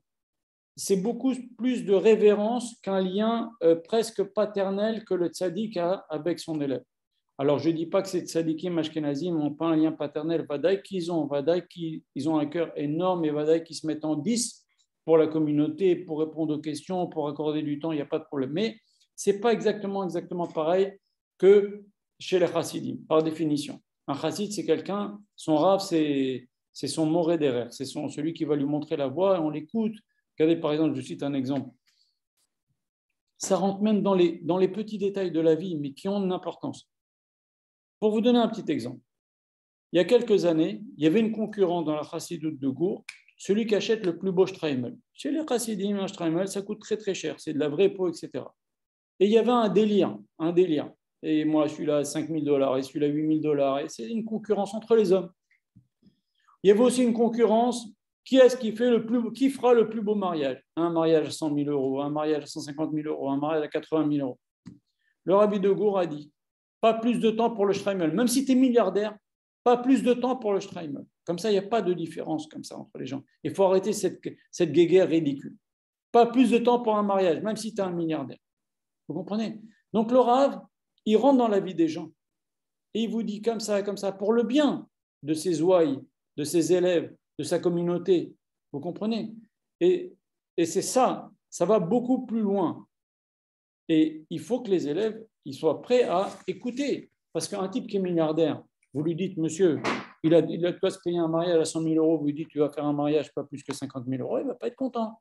Il a envie de se payer un super beau shtreimel et on lui dit, tu ne dois pas plus que tant. Il ne va pas être content, mais il doit se soumettre. Voilà. Et c'est ce qu'on appelle c'est ça l'objet de ce que je vais vous parler maintenant, ce qu'on appelle le bitoul devant le tzaddik. Une fois qu'on a décidé que ce tzaddik, je vais l'écouter, on doit annuler sa volonté, on a confiance en lui, bien sûr, et ça, pour ça, on s'attache, comme j'ai dit tout à l'heure, à des valeurs sûres, à des grands rabbinim, eh bien, on doit s'annuler devant ce qu'il nous dit. Je vais raconter deux petites histoires pour illustrer. Le Ben Ishraï, il parle de ça. Il raconte une histoire, le Ben Ishraï, dans la Gemara, dans Ta'anit, page 24, qui dit que Rabbi Hanina ben Dosa, déjà la Gemara dit, dans une autre Gemara, elle dit Kol haolam nizun bishvil Hanina beni, tout le monde est nourri grâce à mon fils Hanina ben Dosa, Akash beaucoup l'appelle mon fils, et Rabbi Hanina ben Dosa se contente de manger une fois par semaine un peu de caroub. Et le Chachamim dit, ça veut dire quoi? Le Noam Elimelech, Baal Shem Tov dit, ça veut dire quoi? Bishvil Hanina beni. Tout le monde est nourri par le Bishvil, ça veut dire grâce, pour Rabbi Hanina. Et les Chachamim disent, les Chassidim disent, Bishvil, c'est par le canal. La bracha, elle descend par le canal du tzaddik. Et ça, on le voit plein dans la Torah. Il y a plein d'exemples de ça. On voit que, par exemple, regardez, le Rav l'a dit dernièrement, que ce soit une bracha matérielle ou spirituelle. Plein de fois, on voit qu'il y a marqué que, dans la Torah que Lot était très riche. Lot qui accompagnait Abraham était très riche. Rashi sur place, il dit, qu'est-ce qui l'a rendu riche? La fréquentation du tzaddik Abraham. C'est un Rashi. Tous les enfants apprennent ça à l'école. Le tzaddik apporte la bracha avec lui. Ça, c'est connu. Okay. Maintenant, même au niveau spirituel, on voit que le Rav a dit ça dernièrement dans Az Yashir Moshe, il a marqué Az Yashir Moshe ou Bnei Israël. Les Bnei Israël ont chanté, Moshe a chanté, à ce moment-là, Moshe a chanté et les Bnei Israël. La Torah est économe en mots. On apprend des fois d'Halachot dans des petits détails, des fois des choses ne sont même pas dites dans la Torah, les détails de la Shrita, ce n'est même pas dit dans la Torah. Hachem a dit à Moshe, tu feras la Shrita comme je t'ai indiqué. Voilà, c'est tout ce qu'on connaît. Dans la Torah, c'est tout ce qu'on connaît sur la Shrita. Dans la Torah. Et là, la Torah vient te dire un détail, Az Yashir Moshe. Moshe, il a chanté, les Bnei Israël. La Torah aurait dû te dire, les Bnei Israël ont chanté. Quand tu dis les Bnei Israël ont chanté, ça inclut Moshe. La Torah te dit Az Yashir Moshe ou Bnei Israël. Et le Rav a dit sur ça, pour vous montrer que le tzaddik, il peut faire élever les gens au niveau spirituel. Les Bnei Israël sont sortis d'Égypte, ils sont 49e degré de Touma, 7 jours encore quand ils sont sortis d'Égypte, 7 jours plus tard, ils se retrouvent dans la mer s'ouvre, ils chantent. Comment voulez-vous qu'un chant prophétique? Nos Chachamim nous disent que quand ils ont chanté ce chant prophétique, les cieux se sont ouverts et ils ont vu plus que le plus grand prophète, juste derrière Moshe, chez Chesquiel, Ben Bouzi à Cohen. Donc, tous les Bnei Israël qui ont traversé la mer, ils sont arrivés au plus grand degré de prophétie, à part Moshe. Maintenant, ces gens-là, il y a une semaine, ils étaient au 49e degré d'impureté. Comment ils peuvent arriver à ce niveau de prophétie? Ben, c'est ça que nous dit le verset. Ah, Yashir Moshe Rabbeinu, il a chanté. Et Bnei Israël, c'est lui, son niveau, qui a tiré les Bnei Israël, qui les a animés, parce que lui, Moshe Rabbeinu, il n'était pas au 49e degré de Touma, au contraire, il était au 49e degré de Kedusha tout le temps. Vous comprenez? Et il a même atteint à certains moments le 50e degré, au moment de Matan Torah, au moment aussi où il allait mourir. Arnebo, c'est Nunbo. Enfin, il y a plein d'autres mécorotes là-dessus. Ça peut faire l'objet d'un cours en soi. Donc, Moshe Rabbeinu, qui est à un tel niveau, il a monté ces Juifs qui est à un niveau très très bas. Az Yashir Moshe ou Bnei Israël, c'est lui qui a fait monter Bnei Israël. C'est pour ça qu'on ne les met pas ensemble. Et c'est pour ça, Yomrou les morts, ils ont dit ensemble ce chant prophétique. C'est le tzaddik qui les a fait monter au niveau spirituel. Donc il peut faire monter les gens au niveau matériel, il leur apporte la bracha, il peut faire aussi monter au niveau spirituel. Même plus que ça. Regardez Abraham Avinu, comment il s'est battu avec Akadosh Baruch Hu, entre guillemets. Si dans la ville, il y a 50, dans ces 5 villes, il y a 50 tzadikim, il y a 40 tzadikim, il y a 30 tzadikim, il y a 20 tzadikim. Ah oui, Hachem a dit, oui, s'il y a 20 tzadikim, je ne détruirai pas. Donc l'importance des tzadikim, ils sauvent l'endroit, ils sauvent le pays, ils sauvent même pendant les guerres. Qu'est-ce que dit la Gemara? Elle nous dit sur le verset, Amdot ayuraglenu besharayer Yerushalem. Nos pieds tenaient à nos portes de Jérusalem. Ce verset ne veut rien dire. La Gemara dit, Amdot ayuraglenu bemilchama. Nos pieds étaient forts pendant la guerre, on gagnait la guerre, Bécharaïr Yerushalayim, grâce aux portes des Beth Midrashot, on enseignait la halacha à Yerushalayim. Voilà ce que dit la Gemara. Vous comprenez? Même l'étude de la Torah, c'est pour ça qu'il est important qu'il y ait des gens qui étudient et qui fassent pas l'armée, mais qui étudient la Torah, ça nous fait gagner les guerres.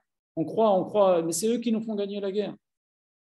Celui qui a les Mouna dans ce que nous dit la Gemara, c'est ce que nous dit la Gemara. C'est sûr qu'il faut des soldats, mais qui nous fait gagner la guerre? Qui les fait gagner la guerre? Et on a vu de façon miraculeuse, des fois même sans tirer une balle. Vous comprenez? Grâce aux gens qui étudient la Torah. Alors, revenons sur le bitoul. Rabbi Bishvil Chanina Beti, le canal, la bracha vient dans le monde Bishvil Chanina, par le canal de Chanina, par le sroud de Rabbi Chanina ben Dosa, il a envoyé la parnassa dans le monde entier. Maintenant, ce Rabbi Chanina ben Dosa, dit la Gemara, était très pauvre, lui mangeait un carreau une fois par semaine. Maintenant, sa fille, elle avait honte. Pourquoi? Parce que dans toute la ville où ils habitaient, chaque femme préparait du pain et il y avait du feu qui sortait de leur petite four, dans leur cheminée, qui sortait de leur maison par la cheminée. Et elle n'avait rien, elle n'avait pas de farine, mais elle n'avait rien. Elle a dit, quand même, les gens ils vont se moquer de moi. Elle a mis du bois, elle a fait brûler, comme ça les gens vont croire que j'ai du pain. Mais elle n'avait rien, la pauvre. Et elle est sortie, et une de ses voisines s'est moquée d'elle. Elle lui a dit, tu crois qu'on ne sait pas que tu n'as rien? Vous êtes très, très pauvre. Elle lui a dit, mais si on a, viens voir dans mon four. Mais je te dis que tu n'as rien, tu as mis du bois, mais il n'y a rien dans ton four. Elle lui dit, viens. Elle est venue, et la fille de Rabbi Chanina ben Dosa, elle a eu honte, elle savait qu'elle allait elle allait avoir honte. Elle est partie dans une pièce à côté, elle s'est mise à pleurer, enfin elle avait honte. Et la femme est venue, elle a ouvert le four, et Hachem a fait un miracle, il y avait des chalotes à l'intérieur. Et sur ce, le Ben Ish Chai dit que si elle avait une fille d'une grande émouna, c'est l'histoire avec le vinaigre, etc., avec elle, mais elle a à un moment donné craqué, elle a eu honte. Alors il raconte le Ben Ish Chai une histoire. Qu'est-ce que c'est l'émouna Chachamim? Écoutez bien. À l'époque de Rav Galanti, c'est il y a très longtemps, hein, il y a je crois, plus que 1000 ans si je ne me trompe pas, puisque le Rokar, si c'est le même Rav Galanti, parle de lui, donc le Bala Rokar, c'est le maître de Rachid, il y a plus que 1000 ans. Okay. À son époque, à Jérusalem, il vivait à Jérusalem, il y avait une petite communauté juive, et c'était une époque de famine. Et le responsable de la ville, qui n'était pas juif, a dit aux juifs, si vous ne priez pas, s'il n'y a pas la pluie avant telle date, j'exile tous les juifs de Jérusalem, on prendra vos maisons, on prendra vos biens. Rav Galanti a dit, ok, ah bah oui, on va pas expulser tous les gens, etc.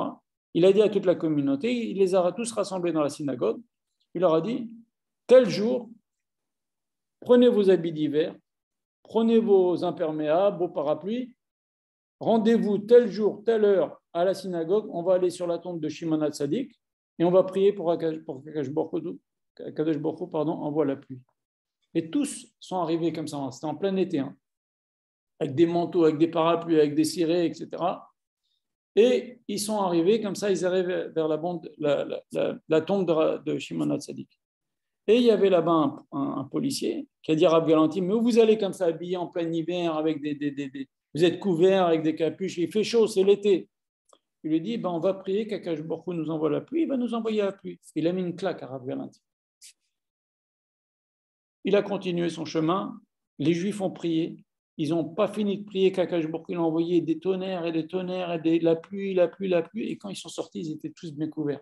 Voilà, c'est ça la Emouna dans le tzaddik. Le tzaddik a dit Hachem va nous écouter, Hachem va nous envoyer, etc. Eh bien, ils ont eu la Emouna, ils se sont moqués. Les autres se sont moqués. Eux, le Rav a dit on prend des manteaux, on prend des imperméables, on prend. Moi, je vous raconte une histoire. Je l'ai écrit dans mon livre. Il y avait un jour, j'amenais Rav Israël au Kollel. J'avais mon fils, il avait à l'époque 6 ans. Il devait me rejoindre au Kollel pour faire un peu de devoir de Kodesh. Et j'arrive avec Rav Israël devant la synagogue de Sarcelles. Sur le côté, il y avait une barrière en fer. Et il y a plein de voitures de police avec les gyrophares. Et je demande ce qui se passe. Ils me disent il y a une alerte à la bombe à la synagogue de Sarcelles. Toute la synagogue a été expulsée. Il y avait à l'époque le Beth Yaakov de Sarcelles, une école de filles dedans. C'était au tout début. Tout le monde, la synagogue vide. Et je demande à Rabbi Israël qu'est-ce qu'on fait? Il me dit on rentre quand même, on y va. Bon. Et pas de problème. Moi, le Rav a dit on y va, on rentre. On est seul dans toute la synagogue de Sarcelles, on monte. On commence à étudier la Torah.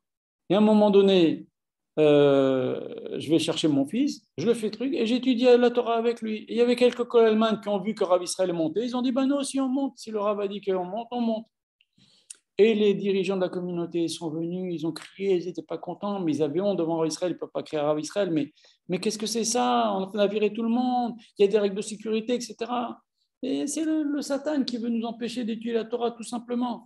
Ils me voyaient, moi, avec mon fils, ils m'ont pris pour un fou, mais il y a une alerte à la bombe, et toi, tu es là avec ton fils, etc. Voilà. Ceci pour vous dire que quand on est attaché au tzaddik, et on doit avoir, un vrai chassid doit avoir confiance dans ce que le tzaddik nous dit, une grande confiance, une confiance aveugle.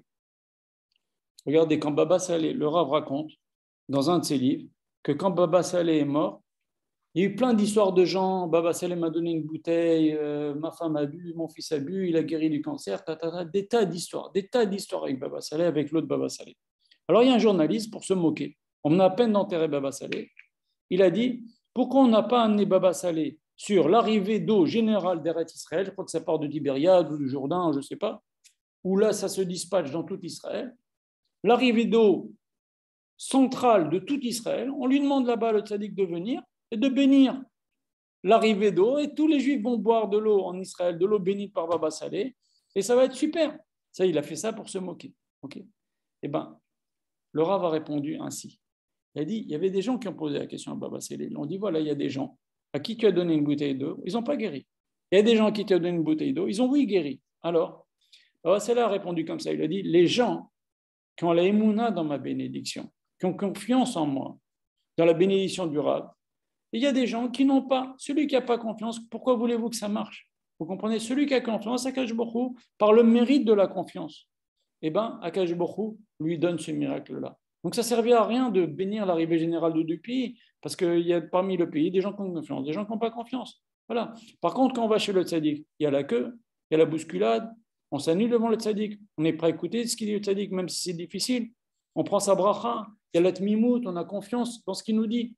C'est ce mérite-là qui fait que la bracha s'accomplit. Vous savez que le Rav répète souvent, et c'est connu, que la Gemara le dit, il n'y a pas de récompense dans ce monde des mitzvot que l'on fait. Par contre, des efforts que l'on fait pour les mitzvot, il y a une récompense dans ce monde. De la joie que l'on a à faire les mitzvot, il y a une récompense dans ce monde. La Gemara raconte aussi, à la fin du Sefer Devarim, il y a marqué la mitzvah de Hakel. L'année du Yovel, le jour de Sukkot, tous les Juifs doivent venir au Beth Amikdash. Normalement, les trois fêtes, pendant toute l'année, tout le temps, il n'y a que les hommes qui ont la mitzvah de monter. S'ils veulent monter avec leur famille, ils peuvent, mais il n'y a que les hommes qui ont la mitzvah de monter au temple, d'apporter des corbanotes, etc. Sans parler du korban de Pessah, ça, les femmes aussi venaient pour manger le korban de Pessah. En tous les cas, pour apporter le korban Pessah, et on ne pouvait pas aller bien loin parce que c'était Erev Pessah, donc il fallait le manger tout de suite le soir même. Mais maintenant, cette mitzvah de venir à Sukkot, l'année du Yovel, au Beth Amikdash, pour écouter le Kohen Gadol ou le roi, le Kohen Gadol, je crois, qui lit des parties du Sefer Torah, Rachid dit, à quoi ça sert de faire venir les petits bébés? Tu fais venir les femmes et les enfants, les hommes, à la limite, ils comprennent, les hommes et les femmes, ils comprennent, mais les enfants, les bébés, à quoi ça sert? Ils disent pour donner du mérite aux femmes qui, dans la bousculade, vont amener quand même leur enfant. C'est-à-dire que, des fois, le mérite, c'est la bousculade.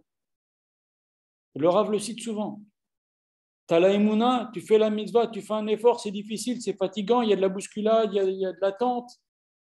Ça, c'est un mérite que tu as de son vivant. Et c'est ce que disait Rav Israël. Les gens, Baba Saleh disait, les gens, ils se fatiguent, les gens. Et ben, c'est par ce mérite-là que Akadosh Baruch Hu leur fait le nes lorsqu'ils ont confiance dans ma bénédiction. Voilà.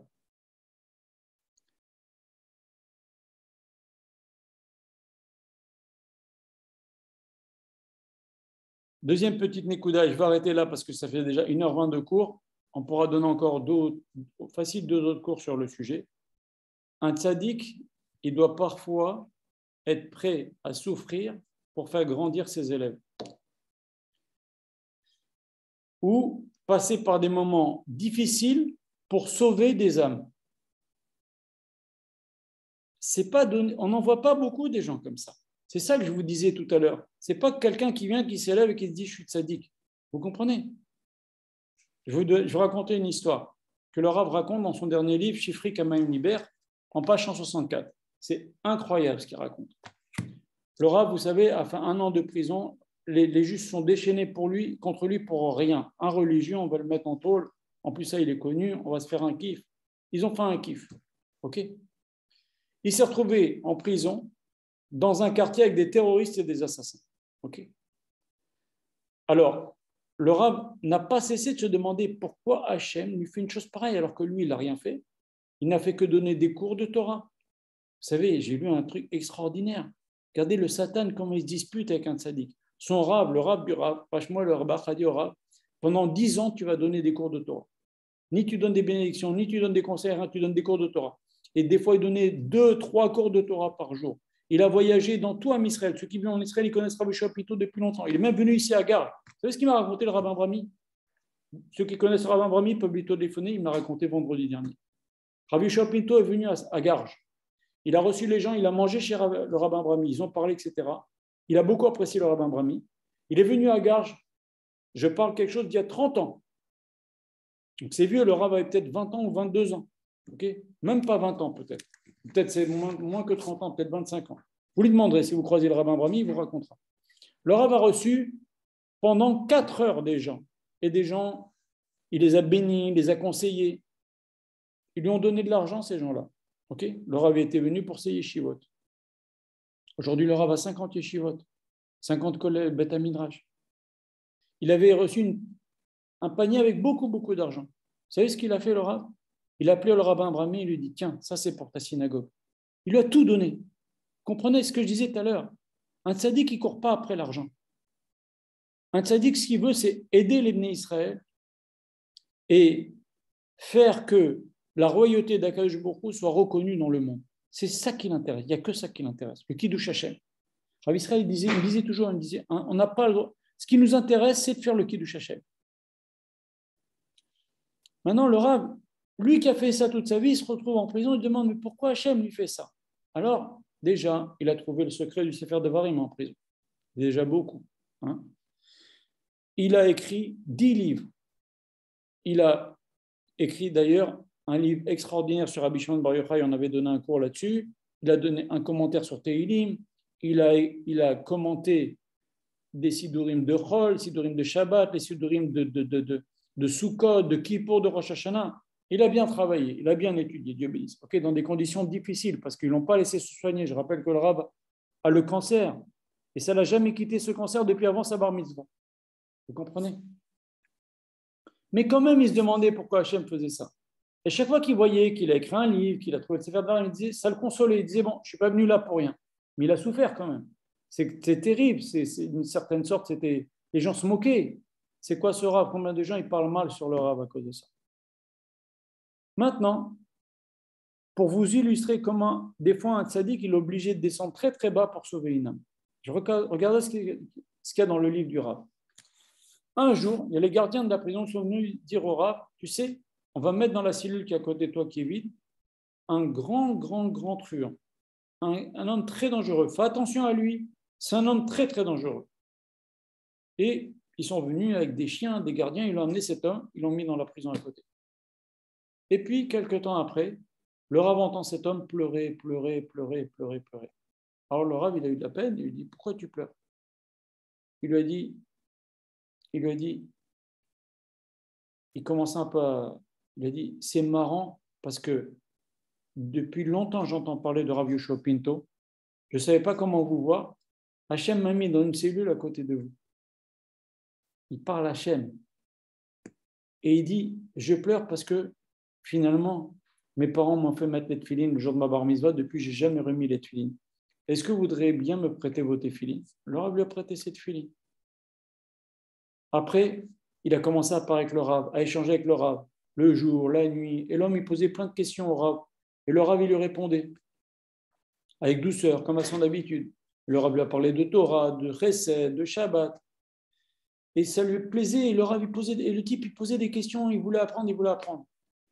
Et il a demandé au Rav, vous pouvez me passer votre kippa, vous pouvez me donner votre kippa, votre el katan. Le Rav lui a donné, bien sûr, il en avait d'autres. Et il a voulu faire ses repas de Shabbat avec le Rav. On ne lui a pas laissé. Mais le Rav, il a vu ça, ça lui a fait.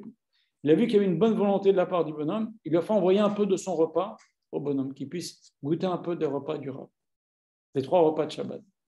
Et le matin de Shabbat, cet homme-là s'est mis à crier dans sa cellule. Il a dit, je vais à la synagogue, je vais à la synagogue. On lui a dit, les gens dans ce quartier-là ne vont pas à la synagogue. C'est trop dangereux de vous faire déplacer, etc. Il n'y a que les gens dangereux dans ce quartier-là. Il a tellement crié, à la fin, ils l'ont laissé aller à la synagogue. Et il revient de la synagogue tout guiré, tout content.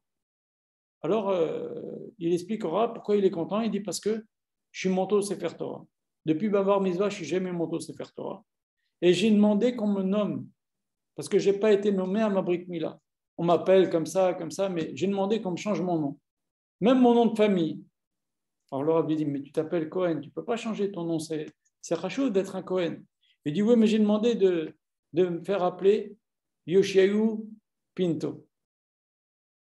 Le type, dans son innocence, il a tellement aimé le Rav, il a voulu porter le même nom que le Rav. Et puis, il allait en prison, il allait à la synagogue comme ça et criait Hachem Echad Shmechad. Le type, on voit qu'il commence à changer. Okay, et il demande au Rav son Teilim, il lit Teilim, il lit tout le Shabbat, il a eu des Teilim avec des larmes. Okay, et il insiste pour écouter la Havdalah du Rav. Et le lendemain de Shabbat, dimanche matin, ce type il pousse des cris, il dit je veux des tefilines, c'est l'heure de la prière du matin, donnez-moi des tefilines, etc. À la fin, on lui donne des tefilines. Et puis le type, il appelle le Rav et lui, il commence à dire j'aime Akadosh Baruch Hu, j'ai réfléchi depuis que je vous connais, tout ce que j'ai fait comme bêtises, comme j'ai perdu mon temps dans ma vie, comme je regrette tout ce que j'ai fait. J'aime Hachem, j'aime la Torah, je regrette tout ce que j'ai fait. Et le Rav, il continue d'écrire ses livres. Bon, il dialogue avec lui de temps à autre, il lui répond, le Rav, il l'aide. Un juif qui a une bonne volonté et qui veut s'approcher, le Rav l'aide. Et d'un seul coup, le Rav entend, dimanche soir, ça faisait à peine une semaine que le premier Shabbat qu'il a fait de sa vie, c'était la veille. Dimanche soir, ce type est mort dans sa cellule. Et le Rav dit, regardez cet homme-là.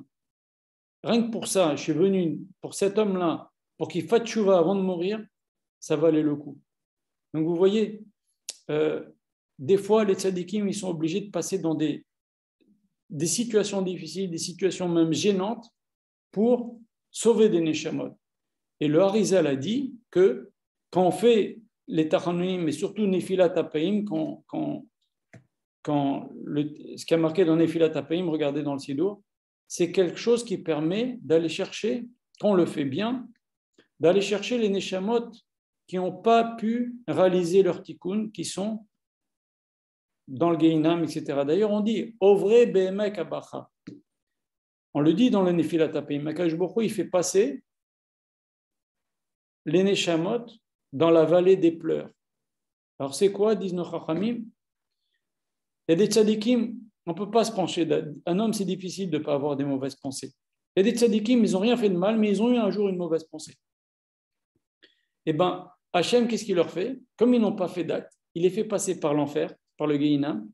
Ils ont juste peur, mais ils ne vivent pas les souffrances du Gehinam. Mais c'est à stade de pensée. La peur, c'est une pensée, de sentiment comme ça.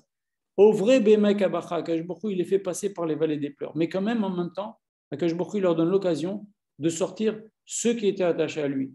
C'est bien connu que ceux qui sont attachés au tzaddik, après leurs 120 ans, s'ils n'ont pas réussi à être dans une bonne place ou à ranger ou sortir du Guinéen, etc., le tzaddik, il les sort.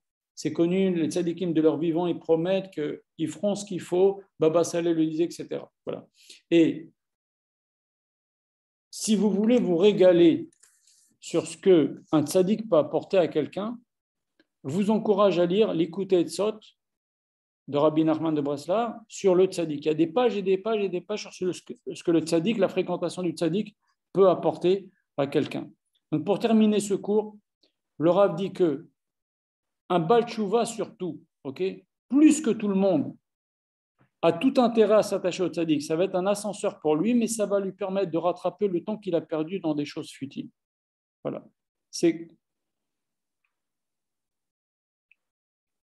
Et donc, le Rav dit aussi qu'il y a des gens qu'Akash Baruch Hu ne laisse pas s'attacher aux tzadikim parce qu'ils ne méritent pas. Voilà. Je vais m'arrêter là. Il y a encore beaucoup, beaucoup à dire. Je n'ai même pas dit la moitié du cours que j'avais préparé. Blinéder, la semaine prochaine, on continue. Ça fait 1h30 de cours. Si vous avez des questions, vous pouvez.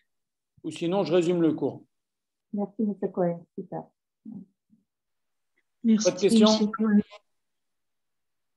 Et Léo, tu continues ce cours la semaine prochaine. Bezrat Hashem. Alors, tu continues, il est excellent. Bezrat Hashem, Blinéder, avec plaisir. Donc, pour résumer ce qu'on a appris aujourd'hui, que la délivrance dépend beaucoup de l'attachement aux tzadikim qui vont nous faire progresser. L'attachement aux tzadikim ne remplace pas l'étude de la Torah. L'attachement aux tzadikim, ce n'est pas une invention récente. On ne peut pas se suffire d'être attaché à un tzadik qui est mort. Ce n'est pas nous qui décidons qu'il y a un tzadik. Il faut s'annuler sur ce que le tzadik, parce que le tzadik, il sait comment nous faire avancer. Donc, des fois, il nous dit des choses qu'on ne comprend pas. On doit le faire aveuglément et c'est pour notre bien. Et il faut savoir qu'un tzaddik, il le paye. Il le paye, ce niveau-là. Rabbi Israël, le pauvre, il a été durement malade. Le pauvre, le Rav, la honte qu'il a subie, etc. Mais tzaddik, il paye le niveau de tzaddik. Mais aussi, ils sont mis à l'épreuve d'Akash Baruch Hu, il les fait grandir comme ça. Voilà.